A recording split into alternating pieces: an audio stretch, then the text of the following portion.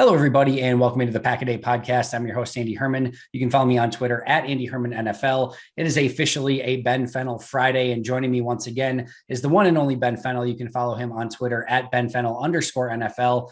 Ben, how the heck are you doing? Welcome back to the podcast.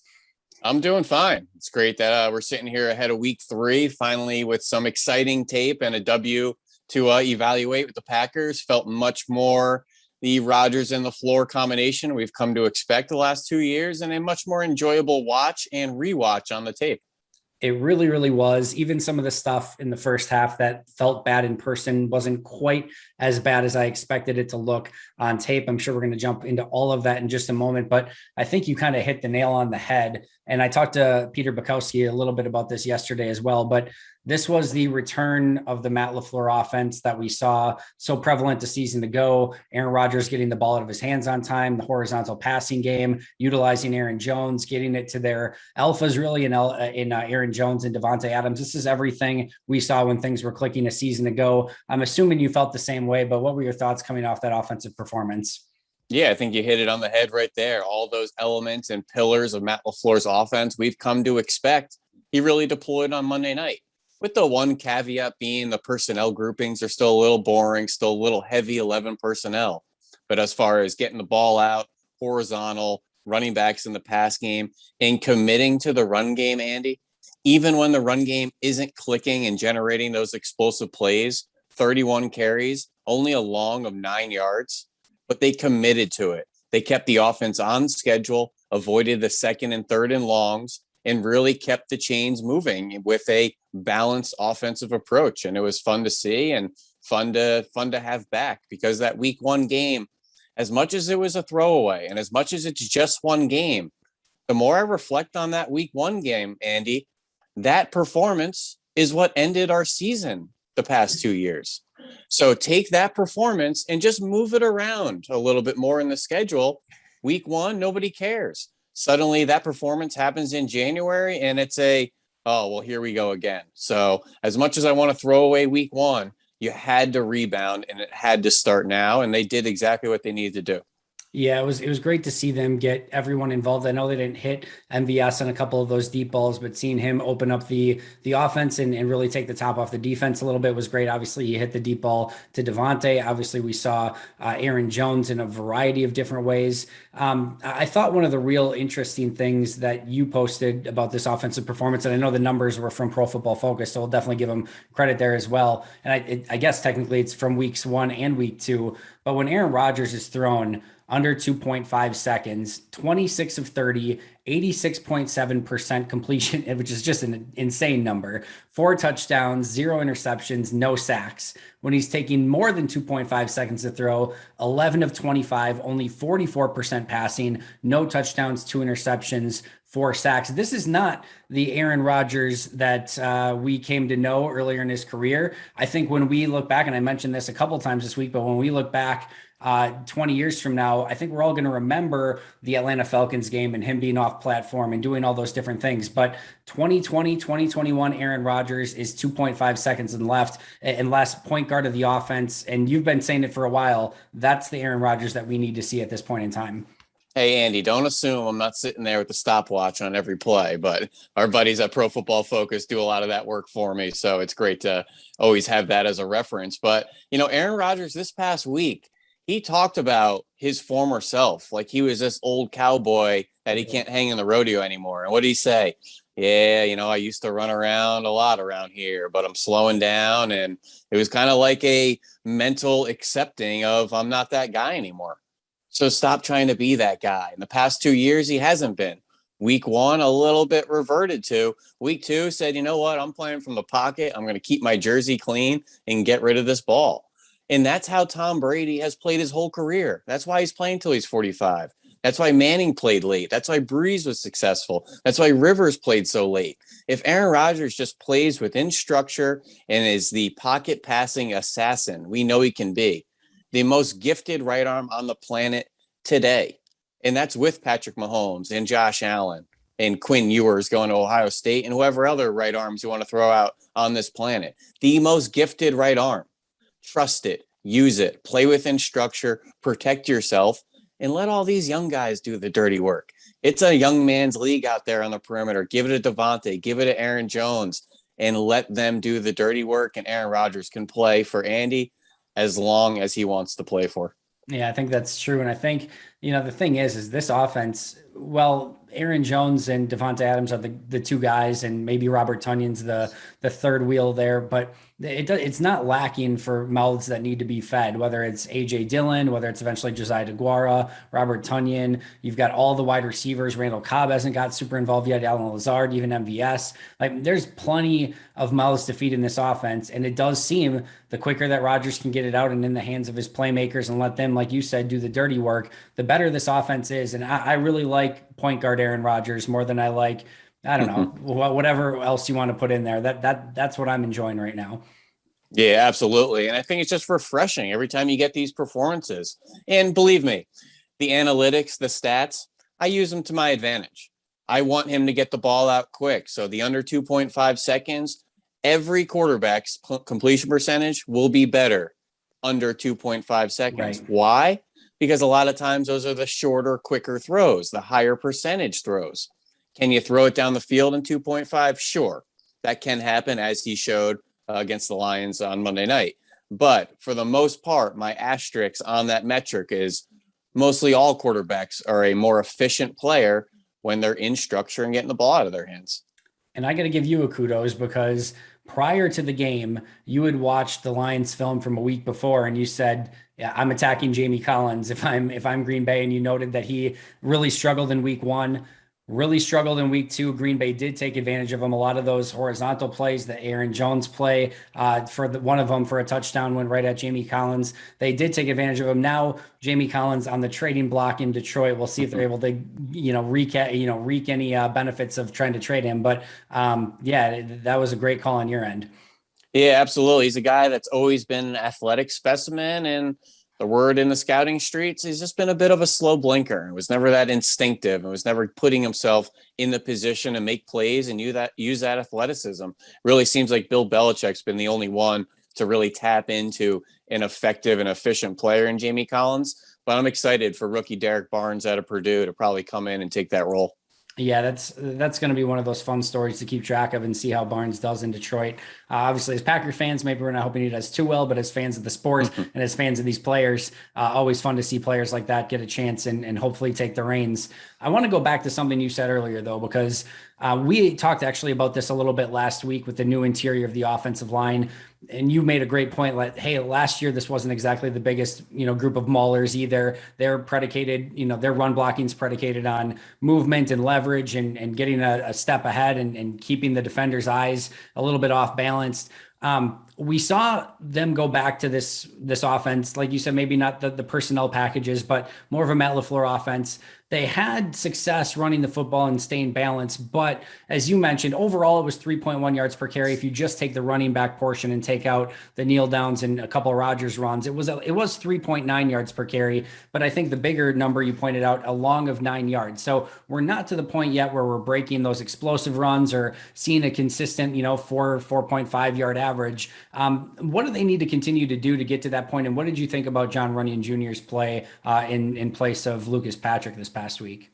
Yeah, I think the essence to the offense is still, embodying a physical football team and imposing your will. And you can do that majority through the run game. And it's really an identity type of aspect to your football team. But just the fact they stayed committed to it. And as long as the running backs are okay with 3, 4, 5 yard gains and a cloud of dust, those are effective and efficient runs that keep you on schedule. 2nd and 6 doesn't seem so sexy. Every offensive coordinator is licking their chops in 2nd and 6. That's staying on schedule. So the fact that LaFleur said, you know what, we're not gashing the big runs or really getting any explosive runs down the field or even getting Aaron Jones to the 2nd or 3rd level. We need to commit to it, wear down our opponents, and then let the rest of our offense capitalize off of it, because it's really the foundation of the offense, and everything then capitalizes off of the run game. And then the second you realize they're running the ball often on us, they're going to sneak down a safety into the box. That's when you take your shot to Devontae on the outside. That one time they tried to risk, the extra body into the box, you take your shot against single high coverage.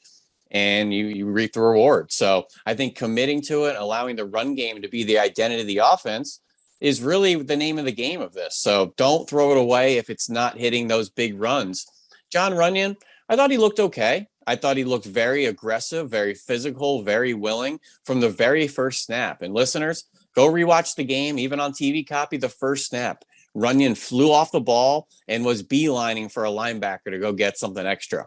And all game, he was looking for work and just looking for that extra, which Lucas Patrick, healthy or not healthy in week 2, his performance in week 1 needed to be upgraded. And I know they used the caveat that he probably wasn't ready to go and Runyon's in there. This is now Runyon's job to lose until the rest of the offensive line comes back, together. I think that's 100% fair to say. And I'd be surprised if it wasn't Runyon at left guard again this week, regardless of Patrick's health for this game. And I think he earned another spot. It'll be interesting. And the last thing of the run game real fast, Andy, sorry to cut you off. You're good. The blocking wasn't great. And there was free linebackers and missed assignments and guys getting beat at the point of attack. It was ugly, but they committed to it. And I just really appreciate the commitment to something that maybe isn't working, but philosophically we have to keep doing it. And it's really a tone setting. And when you're up 2 scores in the second half, you got to lean on that run game. And it's not always going to be pretty, but keep leaning on it.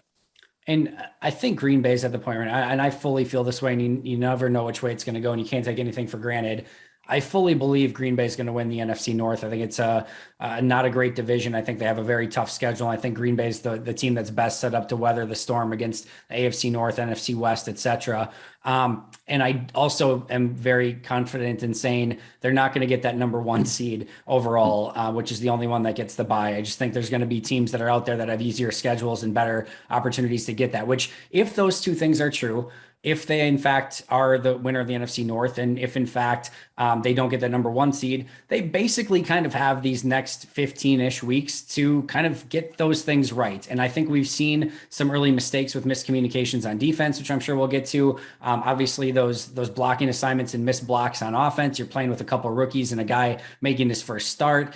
I think this is an opportunity to work out some of those things, hopefully get them right, so that by the time you get to January and you're probably playing a home game because you won the North, that's when you need to be at your best. And I'm not saying that this entire regular season is a preseason, but it's going to be a warm up to what really matters in January and hopefully February. But do you feel the general sentiment of the fan base is the season is hibernation? Wake me up when we get to the playoffs. No, I don't feel. Are you saying from the team or from the fans? Sorry, I missed from that. The fans generally, No. and like, okay, because you go to back-to-back NFC Championship games. That's kind of how I feel.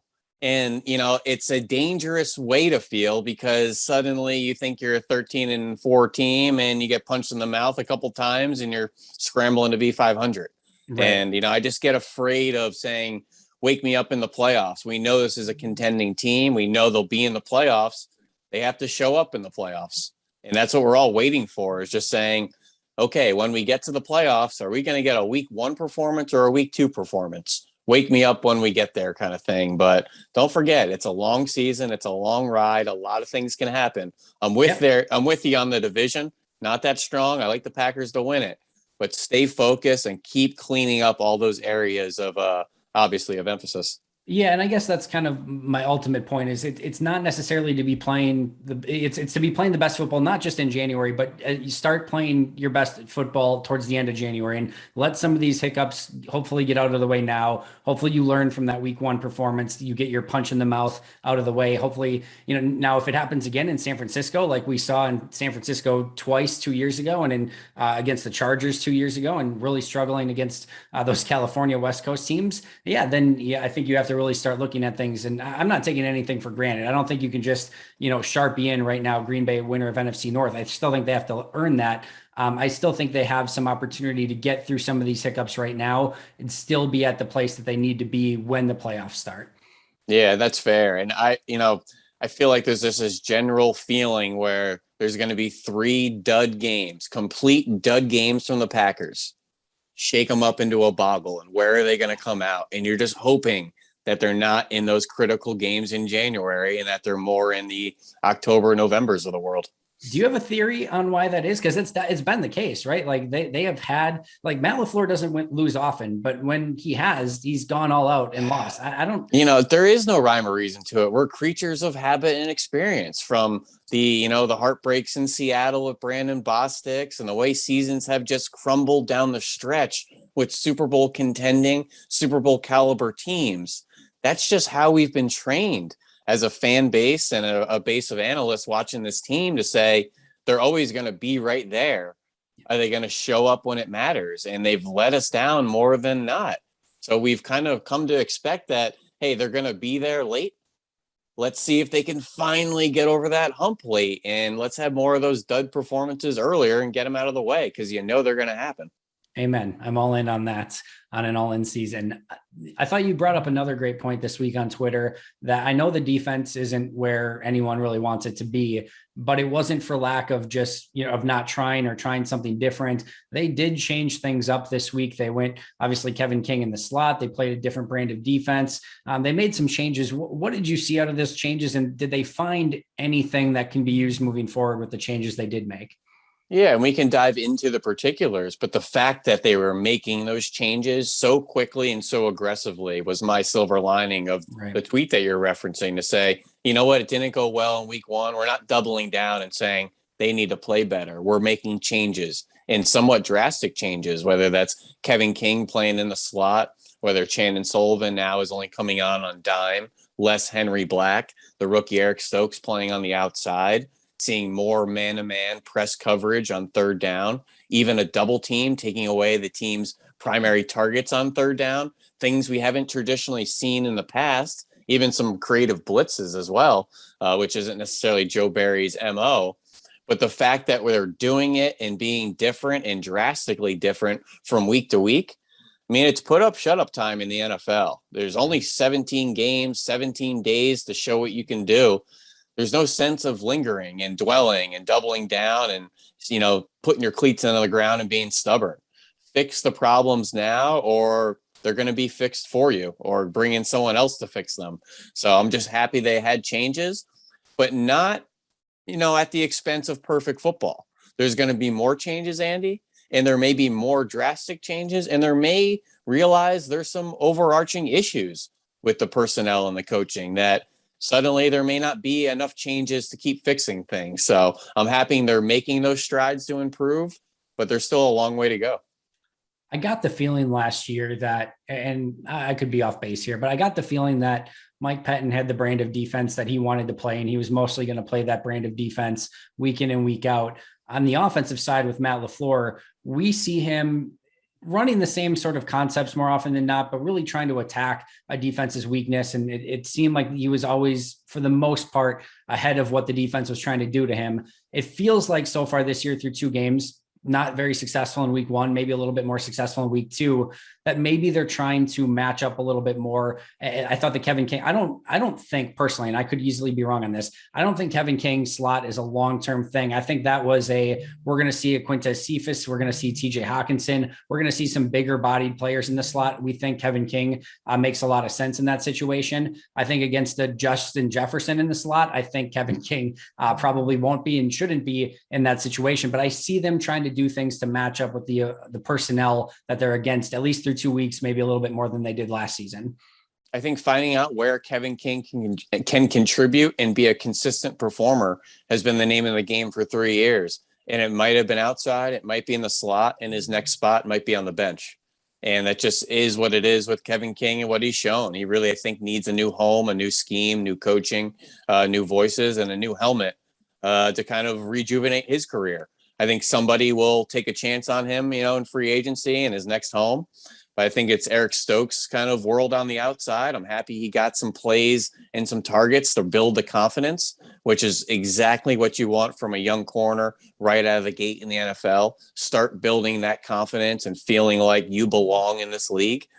And now it's just figuring out where Kevin King, can help with this team. And while you love his experience versus Eric Stokes, obviously a rookie corner, to learn on the job business. It's not going to be pretty if it's Eric Stokes out there all season long. I promise you, he will go through his rookie lumps.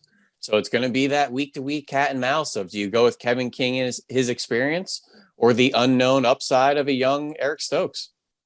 I know what my answer would be, certainly, because to me, we still see the same lumps from Kevin King, even though he's not a rookie. We still see that variance, right? And maybe even more to an extreme than I think we might with Eric Stokes. Although I 1,000,000% agree with you, I think there would be those hiccups as well. But I'm ready to take more of a ride on the upside, and the guy that's running a 4.240 and has some of those physical traits. I'm willing to live with him, hopefully being able to make up for some of those mistakes with the athleticism. Whereas with Kevin King, I know he had all that amazing athleticism when he came out. It seems like some of that athleticism may have left him a couple of years ago. Yeah, absolutely. And, even watching that Lions game, this Lions offense is a bottom 5 skill player group. It's a bottom 10 quarterback position, probably a bottom 10 offensive line. The way they move the ball in the first half is concerning. So I'm happy that they won by double digits against a division opponent at home in prime time. That's checking all those boxes. But there's still a lot to clean up against a subpar offense. And a lot of people are sitting back and saying, why was it 35-17 and not 35-0 or 35-7 against a caliber of opponent like that? San Francisco is going to be a real litmus test, I think, here for the next foreseeable probably 2 months on whether this Packers team is for real or not. No, I agree. And I would even go as far to say is up until the point where it was 35-17 and Detroit had to become insanely predictable, it was Detroit's offense that made mistakes. It wasn't Green Bay's defense that made plays. The unforced fumble, obviously being the biggest one of those, the really questionable decision to go for it on 4th and 1 and throw the ball down the field rather than literally, get the 3-4 yards they were getting on pretty much every play. They'd already converted a 4th and 1 on the ground on the play you pointed out where Lancaster got blasted back about 5 yards. And then earlier, the only other drive in the first half, they got stopped. I think it was either a false start. I think it was a false start and then a holding penalty, which was questionable at best, that put them so far behind the sticks that they just couldn't make up for it. Andy, as I'm talking more about the, contending team and just wake me up in January type of sentiment, I wonder how the team views this on a week-to-week preparation. If they really view it as a long game that we have to survive and get to January and then play our best football into it, or can they psych themselves into higher pressure situations in the middle of the season in anticipation of we need to play better in January in those clutch moments where it's win or go home? Right. Can we psych ourselves into that in the regular season to say it's week 3 against the Niners? We need to mentally go into this game, prepare and execute like it's a playoff game. And I just wonder if there's a little bit more pressure in almost a fake pressure, a faux pressure, just to put themselves in that moment of saying, hey, we've been to 2 straight NFC championship games and didn't win those. How do we get better in that moment besides being in the moment? And I wonder if you could take some scenarios like Niners are in town this week. Let's think this is a divisional round playoff game and literally chips to the middle and let's play our best football as the best that we can. I love it. I hope that's the case. I hope they do play with that mentality. I think it's a great way to look at it because you have to prepare for those games. We've seen Green Bay, like you said, as far as you want to go back, not have the most success in those sort of situations. And the more you can prepare for them, the better. This team, I think, needs to be as mentally and as physically tough as possible come playoff time. And I think San Francisco on the road coming off a short week is such an amazing example of that. And hopefully they rise to the challenge and can answer that if they do, in fact, put some more pressure on themselves. Yeah. This is the transitions I can do, Ben Fennell. Speaking of pressure, what was your thoughts on Rashan Gary this week? Because you have talked, and again, I'm just going to pump you up. This is Ben Fennell Appreciation Week, I guess. But nailing the tweets this week. You have also talked for a while now of how the Rashan Gary speed rusher doesn't really work. The Rashan Gary converting speed to power is a very successful pass rusher, or at least has the potential to be. I thought this game was the picture perfect example of this. And I was actually, as I was watching the film, your past analysis was going through my mind because I felt like in the first half, he was trying to be speed rusher Rashan Gary, and it was not working at all. And then the second half, I don't know if his coach got in his ear or what, you could see him try to convert speed to power more and did have some of that success. Yeah, and he's still frustrating because of exactly what you said. You still see both in the course of a game. And they maybe had the powwow at halftime to say, hey, Rashan, one more flyby rush and you can fly by your way into the bench next to me. And a flyby rush is when you're going with a high side speed rush and you wash yourself out behind the quarterback. I heard a defensive line tell me about 15 years ago, the worst place in football is behind the quarterback. And I really pay attention to speed rushers that get lost behind the quarterback, because once you're back there, it's really tough to get back into the play. So what they want edge rushers to do is either get to the quarterback's depth and retrace your rush, or flatten your rush to the quarterback. And that really keeps you alive in the play. You'd be shocked how many sacks and pressures are made in this league just by staying alive, with quarterbacks holding on to the ball. And who cares if it's a cleanup sack or a sack that's 3-4 seconds into the play? It's still a sack. It's still a pressure. When you're looking to get paid in April, those numbers are still true. Nobody says, oh, the quarterback held the ball on half those. Nobody cares. You got to keep yourself alive. And when I study prospects coming out in the draft, I call the ones that want to high side speed rush runaround types. And I've just come to not like runaround types as much because they don't keep themselves alive.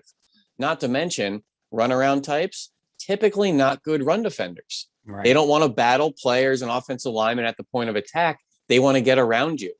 Players that are good at the point of attack, strong, stout power rushers, can play on early downs, and I think are just much more efficient in their pass rushes. And when you're talking literally, sometimes just take the football side and just make it a human element thing. We are trying to go from point A, us, to point B, the quarterback. What's the best way to get there? A straight line. How do you get there in a straight line, rushing the passer?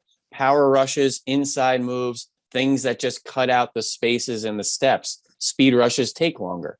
But when you're a 230-pound edge rusher going against a 330-pound tackle, some of those speed rushers are faster, and you think you can run around them. So we're getting the semantics about edge rushing right now. But anyways, Rashan Gary, much more effective when he goes with the power straight line rushes as opposed to running around offensive tackles. In college, he loved to run around tackles. He was the number one player at high school. He was one of the most explosive players in the country. In the NFL, it starts to catch up with you, that lack of technique. So Jerry Montgomery calls those flyby rushes anytime he's behind the quarterback, and he coaches it very, very hard to keep yourself alive in the play. And the frustrating thing with Rashan Gary, you still see both. And that's the frustrating thing with Kevin King and all these other young players, is the inconsistency in their play. Yeah, hopefully it's something, because I did feel like towards the end of last year, Gary was a little bit more hesitant to do some of the speed rushes, but again, it showed up definitely in week 1, showed up in week 2. So hopefully that second half was a harbinger of things to come, and it can, kind of get out of his repertoire as much. It's one thing if you're Brian Burns and you can bend around the edge and then also have a counter, like the ridiculous spin move he showed the other day, and have both of those at your disposal. But you have to be a special type of player to win with speed on the edge. Yeah, we don't get to look at Von Millers and Brian Burns and say, well, do that. Yeah, right. Those are freaks. Those are the outlier types. And Rashan Gary, I actually hope they incorporate some of the things they were doing with Zadarius Smith under Mike Pettin, with him walking around pre-snap, maybe just crashing into gaps, maybe being a B-gap mugger going up against, guards and more unathletic offensive linemen. Move him around a little bit and try to get some more advantageous matchups, as opposed to just saying beat tackles all the time. I need to find ways to tap into Rashan Gary's speed and athleticism and explosiveness. And as a pure pass rusher, it just doesn't always show up. I think that's right. I think 2 issues that right now might be: one, if Zadarius Smith is in the lineup, Z is probably just a little bit better at it than Rashan Gary, so they let Z do it. And then 2, if Z's out, if Rashan Gary does take over, now you've got either Jonathan Garvin or Chauncey Rivers on the edge, which probably doesn't provide you your best group on the line overall. But I agree with you. I think they got to still be creative in some capacity and let him use some of that raw athleticism. Let's go speed round to end things up. I know we're 2 weeks in. I know you're Mr. Even Keel, but what's your biggest concern, and maybe something you're really excited about after watching 2 weeks of Packers football?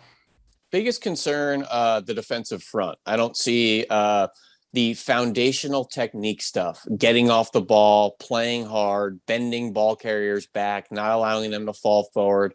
I'm really seeing uninspiring play up front. I think Kenny Clark is starting to heat up, had a couple of nice pressures. But, Dean Lowry, Lancaster, Preston Smith, without Zadarius Smith, I need everybody to turn it up a notch. Kingsley Keke, TJ Slayton. everybody needs to kind of look themselves in the mirror and figure out, who's going to be an impactful player on this front. And the San Francisco 49ers, a run-based offense that likes to attack you at the run game and then get the play action going. If you don't stop the run, they will embarrass you off the field, because then they open up the pass and the play action and it's open season. So I think they really need to be better run defenders. Outside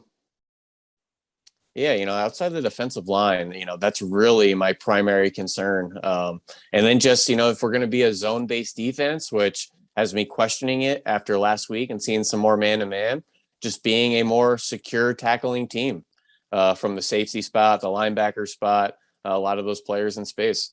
No, I think that's fair. The front seven is my biggest concern as well. And I can actually talk myself into, like, you know what? I think in the defensive backfield, maybe they found something in Eric Stokes. I think the linebackers, Devondre Campbell and Chris Barnes, while not going to set the world on fire, I can feel a little bit better about, I think, their play this year than what we maybe saw out of a Christian Kirksey and a Kamal Martin and a younger Chris Barnes a season ago. I can talk myself into, you know what? I think Myers and Newman can progress. And I think David Bakhtiari comes back. Offensive line, I think the receivers are going to be like every other position. I can talk myself into saying, like, there's something here that I think they can still unearth and uncover. When I look at the defensive front, yes, at some point, hopefully you get Z back healthy and that helps out some things. But I've seen so much of Tyler Lancaster and Dean Lowry and enough of Kingsley Keke and those sort of guys that, yeah, maybe a TJ Slayton can step up at some point. Maybe Jack Heflin is, out there waiting in the wings and can add something. But I just don't see I don't think Chauncey Rivers is going to be, I don't think Jonathan Garvin's going to be it. Like, I just don't see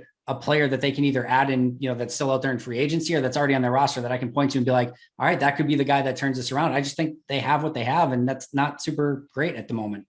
Yeah, and I think to calm Packers fans, as much as my concern and your concern maybe on the defensive side, it's an offensive league right now. And those concerns on defense are only prevalent if there's concerns on offense. I don't care if we win games 42-40. That's the league that we're in. Nobody is playing dominant defense. We need to recalibrate what a dominant defense is. If you allow your opponents to 20 points a game for a full season, that might be the new age of dominant defense. So if this offense keeps clicking, and Andy, I mean, if you're going to put the pecking order of the most important players on the Packers, it's Aaron Rodgers, Devontae Adams, Aaron Jones, David Bakhtiari, and then maybe Jair and Kenny Clark and, some of those guys. It's offense, offense, offense. Throttle all the way forward, Matt LaFleur. Put up points, light up scoreboards. And I promise you, suddenly no one's really going to care about the defense. Win games 50-35. I really don't care. That's the nature of the NFL. Is there any asterisks on the Chiefs trophy 2 years ago? Of course not. No. And I was going to say, we saw the last 2 weeks how important it is to make the other side predictable. And if you get a big lead and the other team has to go one-dimensional, it changes everything for your defense. And even, the Detroit was putting up points pretty easily in the first half. They get behind and are 3 scores down, and now Green Bay can tee off. And we saw how much more success they had in the second half. Yes, it's just Detroit, but still, it's a huge advantage. If Green Bay can get up early, that still does their defense a ton of favors.